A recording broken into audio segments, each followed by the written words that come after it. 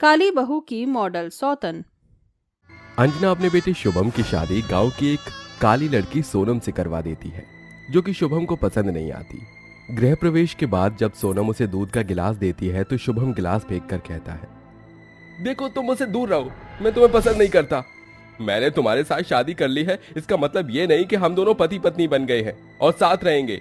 तुम जैसी काली लड़की को मैं तो क्या कोई और भी नहीं अपनाएगा। पता नहीं क्यों माँ ने मेरे पल्ले तुम्हें बांध दिया। शुभम जी, आप मुझसे इस तरह बात क्यों कर रहे हैं? इसमें मेरा क्या कसूर है? मैं तो इतना जानती हूँ कि मेरे माता पिता ने मेरी शादी आपसे कर दी है, तो मैं आपसे दूर कैसे रहूं? आप तो मेरे पति हैं ना। और मैं काली हूँ तो सिर्फ इसीलिए मैं आपको अच्छी नहीं लग रही। कोई बात नहीं, मैं थोड़ा क्रीम पाउडर लगा लूंगी। अब तो आप मुझे अपनाएंगे ना? इतनी बदसूरत हो, इतनी काली हो कि पार्लर जाकर भी तुम गोरी नहीं हो सकती, और क्रीम पाउडर का तो तुम पर कोई असर ही नहीं होगा, तो रहने दो। मैंने कह दिया ना, मैं तुमसे प्यार नहीं करता, न शादी करना चाहता था। माँ ने मेरी शादी जबरदस्ती कराई है, इसलिए मुझसे दूर रहो। मैं कहीं और सोने जा रहा हूँ। शुभम जी, शुभम जी, मुझे एक मौका तो दीजिए आपकी पत्नी बनने का। रुक जाइए शुभम जी, रुक जाइए। तुम्हें मेरी एक बात समझ नहीं आती क्या? छोड़ो मेरा पैर। ऐसा कहकर शुभम वहां से चला जाता है। उसकी बातों से सोनम का दिल टूट जाता है और खुद को वो शीशे में देखकर कहती है, क्या मैं इतनी बेकार हूँ, इतनी बदसूरत हूँ कि मुझे कोई नहीं अपना सकता? मैं इतनी ज्यादा काली क्यों हूँ? क्यों भगवान, आपने मुझे इतना काला क्यों बनाया? आखिर इसमें मेरी क्या गलती थी? ये तो मैं जन्म से हूँ ना। मेरी शादीशुदा जिंदगी शुरू होने से पहले ही खत्म हो गई। रोते हुए वो अपने सारे गहने उतार देती है और उस शीशे को तोड़ देती है। फिर रोते रोते सो जाती है। अगले दिन सोनम सुबह उठकर अपनी बहू होने के सारे फर्ज निभाती है, पूजा पाठ करती है, खाना तैयार कर लेती है और सास के पैर छूती है। तो अंजना कहती है, जीती रहे बहू, सदा सुहागन रहे। तो बता, आज अपनी पहली रसोई में क्या बनाएगी? माँ जी, मैं सोच रही हूँ कि गाजर का हलवा और उनकी पसंदीदा रबड़ी बना लेती हूँ। वो थोड़ा नाराज है मुझसे। अपने आंसू छुपाकर सोनम ये बात सास से कहती है। तो अंजना उसे अपने गले लगाकर कहती है, मैं समझ गई तेरे बिना बोले ही कि क्या हुआ होगा। जरूर शुभम तुझ पर चिल्लाया है ना? कोई बात नहीं माँ जी, पर इसमें मेरा क्या कसूर कि अगर मैं काली हूँ? तू सब वक्त पर छोड़ दे, एक दिन वो जरूर तुझे समझेगा। भले ही अभी उसे तेरी कदर नहीं हो रही। तू जा और उसके लिए रबड़ी बना। यह सुनकर सोनम अपनी पहली रसोई का खाना तैयार कर लेती है। फिर जब वो खाना परोसती है तो शुभम उसके हाथ की बनी रबड़ी खाकर बिना कुछ बोले चला जाता है। ये देखकर सोनम कहती है, भले ही वो मुझसे नाराज हैं, लेकिन मुझे इस बात की खुशी है कि उन्होंने मेरे हाथ की बनी रबड़ी खाई। धीरे धीरे सब कुछ ठीक हो जाएगा। वक्त गुजरता है। शुभम सोनम से गुस्सा हुआ रहता था, लेकिन एक दिन सोनम के हाथ में ढेर सारे कपड़े होते हैं, जिससे उसे आगे कुछ नहीं दिखता और वो शुभम से टकरा जाती है। शुभम उसे अपनी बाहों में संभाल लेता है। तभी शुभम कहता है, अरे दिखाई नहीं देता क्या है? सामने से मैं आ रहा हूं, कुछ हो जाता तो? सामने सीढ़ी भी है, गिर भी सकती हो। इतना कहकर शुभम चला जाता है, पर मन ही मन सोनम बहुत खुश होती है कि शुभम को उसकी फिक्र है। कुछ देर बाद उसे अपनी फाइल और वॉलेट चाहिए। शुभम जी, आप इतनी मीटिंग के लिए परेशान क्यों हो रहे हैं? क्या आपको सामने रखी फाइल नहीं दिख रही?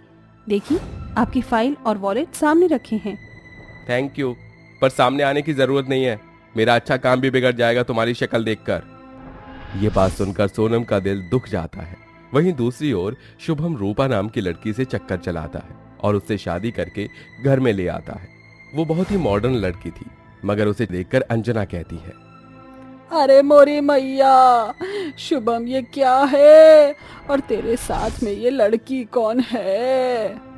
माँ, ये मेरी अपनी पसंद की बहू है, और देखो कितनी सुंदर है, कितनी गोरी है, और ये मॉडर्न भी है। सोनम की तरह गवार और काली नहीं है, इसलिए मैंने रूपा से शादी कर ली। मैं उससे प्यार करता हूँ और अब से वो यहीं पे रहेगी। नहीं नहीं, ये नहीं हो सकता। क्यों शुभम, क्यों? आपने ऐसा क्यों किया? मैं आपसे बहुत प्यार करती हूँ और आपने दूसरी शादी कर ली। काश आप मेरे दिल को समझ पाते। देखो, ये फालतू के मगरमच्छ के आंसू मेरे सामने तो मत दिखाओ। मैंने पहले ही बोला था, मैं तुम जैसी काली लड़की को अपनी पत्नी नहीं मानता। रूपा ही अब मेरा सब कुछ है। तुम्हें अभी भी यहाँ रहना है तो रह सकती हो। ओह गॉड शुभम, ये लड़की तो सच में ही बहुत काली है और तुम इसे बिल्कुल डिजर्व नहीं करते। और ये मेरी तरह मॉडल भी तो नहीं है। चलो बहुत देर हो गई, रूम में चलते हैं, अब मैं और बहस नहीं कर सकती।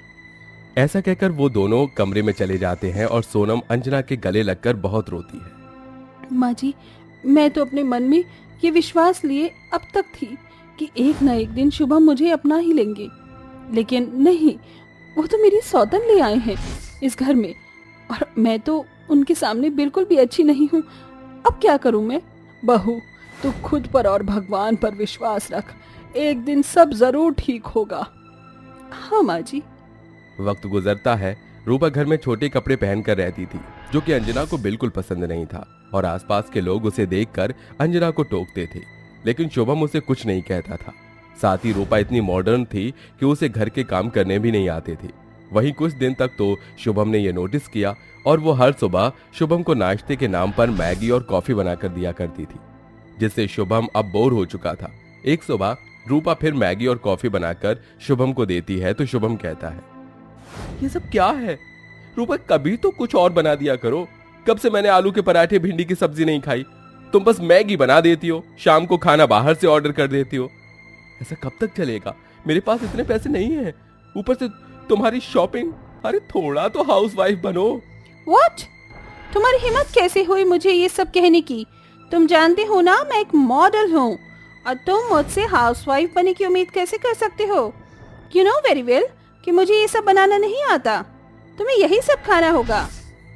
उसी वक्त रूपा के फोन पर एक लड़के के पोस्ट पर कमेंट आते हैं जिस पर हॉट और लव यू लिखा था। जब शुभम उसकी पोस्ट देखता है जिसमें वो बहुत छोटे कपड़े पहनती है तो शुभम गुस्से से कहता है, ये सब क्या है रूपा, तुम इतने छोटे कपड़े पहनकर पोस्ट कैसे कर सकती हो? और ये लड़का कौन है जो तुम्हें लव यू और ये सब कमेंट कर रहा है? एक मिनट, कहीं वही यही लड़का तो नहीं है जो रोज तुम्हें छोड़ने आता है? मैंने अपनी आंखों से कितनी बार देखा है। बताओ क्या है आखिर सच? तो मुझे चीट कर रही हो ना?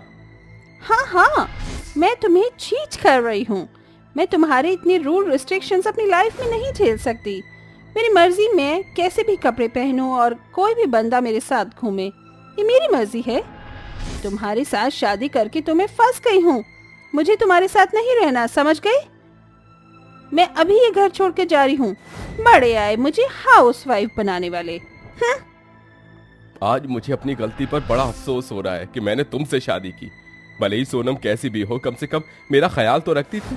रूप रंग के चक्कर में पड़कर ये आज मैं देख चुका हूँ कि इंसान की नियत को अंदर से अच्छा होना चाहिए। बाहर से तो तुम जैसे लोग होते हैं जो किसी की वैल्यू नहीं करते। हाँ तो जाओ अपनी खाली कलूठन बीवी के पास, वो तुम्हारी बहुत वैल्यू करेगी। ये कहकर रूपा बैग उठाकर चली जाती है, जिसके बाद शुभम को अपनी गलती का पछतावा होता है और वो सोनम और अपनी माँ से माफी मांगता है। सोनम, मुझे माफ कर दो, मैंने तुम्हारे साथ बहुत गलत किया और शादी के पहले दिन ही बहुत कुछ बोल दिया, लेकिन असल में तुम हीरा हो हीरा। मैंने रूपा को चुनकर बहुत बड़ी गलती की, मुझे एक मौका और दे दो। मैंने कहा था ना सब ठीक हो जाएगा, जा माफ कर दे। अजी, मैंने आपको माफ कर दिया, चुप हो जाइए। ऐसा कहकर सोनम उसके गले लग जाती है, जिसके बाद दोनों अपनी नई जिंदगी की शुरुआत करते हैं और खुशी खुशी रहने लगते हैं। जानकी नाम की एक बुढ़िया अपनी 3 पोती अंजलि, कीर्ति, श्रेया के साथ रहती थी। वो अपनी पोती का काफी समय से ख्याल रख रही थी। दरअसल एक हादसे में उसके बहू बेटे चल बसे, तब से वो अपनी पोतियों को पाल पोस रही थी।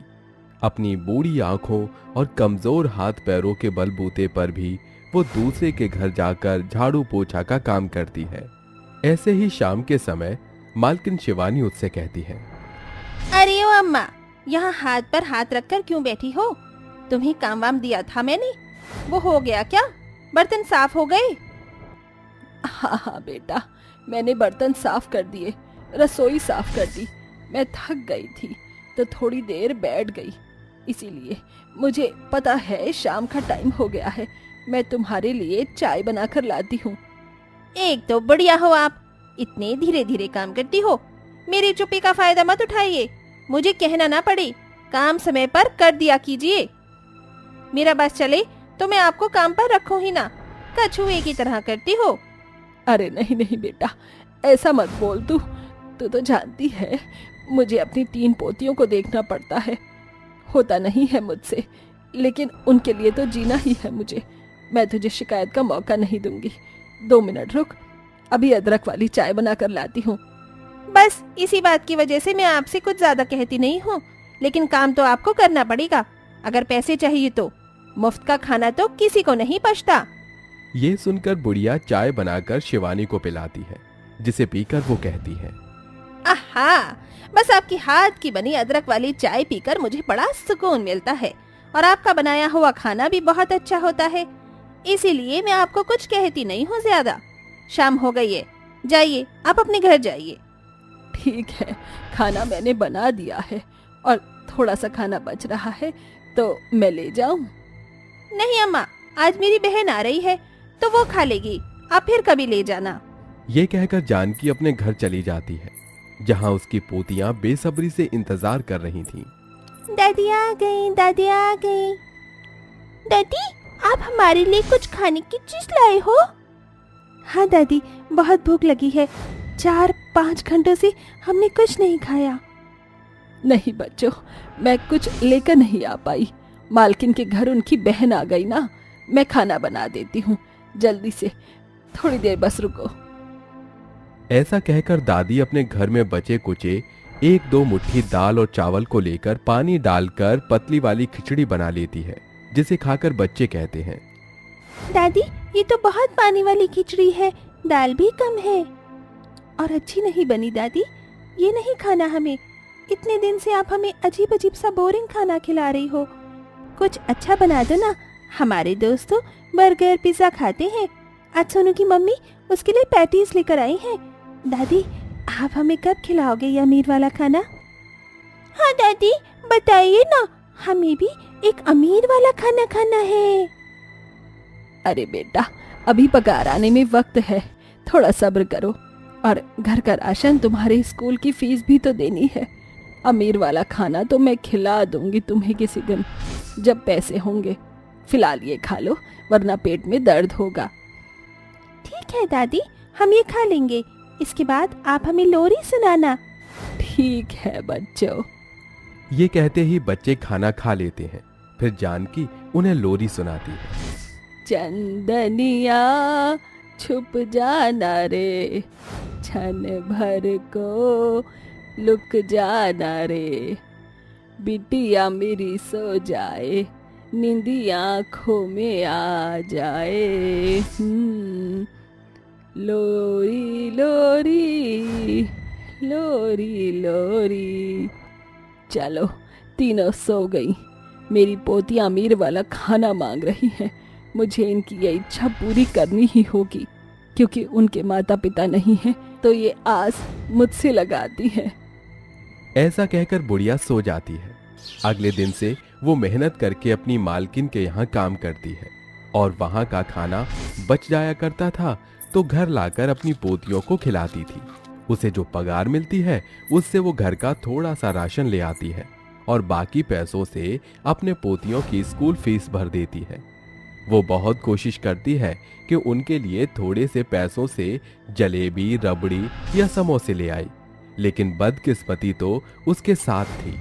ऐसे ही जब तीनों पोतियां घर के बाहर खेल रही थीं, तो सामने का बच्चा सोनू जलेबी खाते हुए खाकर कहता है, आहा, मजा आ गया। कितनी गरम गरम करारी जलेबियां हैं। तुम तीनों ने तो कभी ये सब खाया ही नहीं होगा, है ना? पता है, परसों मैंने छोले भटूरे खाए थे और आज मम्मी ये लेकर आई हैं। अब कल मैं रेस्टोरेंट में जाऊंगा, माँ के साथ पिज्जा खाऊंगा। वैसे तुम्हारी मम्मी पापा तो है नहीं, तो तुम्हें ये सब दिला सके, और वो बूढ़ी दादी, वो बेचारी चाहेंगी तो भी कैसे दिलाएंगी तुम्हें? तेरी हिम्मत कैसे हुई ये सब कहने की? और वैसे भी सोनू, हमने तुझसे किसी भी तरह की राय नहीं मांगी। जो तू कह रहा है, अगर तू ये सब खा रहा है तो अच्छी बात है। एक दिन हम भी अमीर वाला खाना खाएंगे, तो देखना। ओहो, बुरा लगा बुरा लगा। जिसको बुरा लगता है ना वो वैसे ही डींगे हाँकता है। मैं तो चला और गर्मा गर्म जलेबियां खाने। ये कहकर सोनू चला जाता है, जिससे तीनों बहनों को बहुत बुरा लगता है। वहीं जानकी की हालत कमजोर हो रही थी, जिस वजह से वो धीरे काम करती थी। इसी बात की वजह से एक दिन शिवानी कहती है, बस अम्मा, बहुत हो गया तुम्हारा। अब तुम्हें कल से आने की जरूरत नहीं है काम पर। इतना सर पर नहीं चढ़ा सकती मैं तुम्हें। धीरे धीरे काम करती हो। अरे नहीं नहीं बेटा, ऐसा मत कर। मैं कहाँ जाऊंगी, अपनी तीनों पोतियों को कैसे पालूंगी बेटा? घर का खर्चा भी तो है। वो सब मैं नहीं जानती, आप जाइए। ये लो अपने बचे कुछ 4 दिन के पैसे। जानकी बहुत रोती है, लेकिन शिवानी उसकी नहीं सुनती और काम से निकाल देती है। हफ्ता भर बीत जाता है। जानकी के घर बचा कुचा राशन भी खत्म हो जाता है, जिस वजह से 2 दिन बच्चों को भूखा रहना पड़ता है। फिर वो एक दिन मंदिर के पास आकर भंडारे का खाना खा लेते हैं, लेकिन फिर दादी और पोती भूखे थे, जिस वजह से वो रोड पर भीख मांगने के लिए मोहताज हो गए। हे भगवान, ये कैसे जिंदगी दे रहे हैं आप? थोड़ा तो हम पर रहम करिए। मेरी 3 पोतियां भूखी है, ये दिन भी देखना पड़ेगा, पता नहीं था।